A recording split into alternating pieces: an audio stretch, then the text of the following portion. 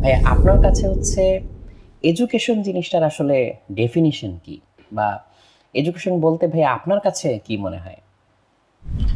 আসলে আমি একদম এক বাক্যে যদি বলি, আমার কথা হচ্ছে এডুকেশন হচ্ছে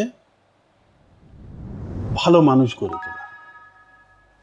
সেটাই আসলে প্রকৃত শিক্ষা, যেটা আমাকে আপনাকে ভালো মানুষ করে গড়ে তুলবে। এটাই বেসিক বলে আমার মনে হয়। তারপরে অন্যগুলো যোগ হয়। আমার কোনো একটা সেক্টরে আমার স্পেশালিটি, কিংবা আমার দক্ষতা, আমার গ্রেড, এগুলো পরের ব্যাপার। ভাইয়া যদি ভালো আপনার মানুষ যদি হতে না পারেন, আপনি পৃথিবীর সবচেয়ে ভালো বিশ্ববিদ্যালয়ের গ্রাজুয়েটকেও কি আসলে আপনি বলতে পারবেন যে সে শিক্ষিত? পারবেন না।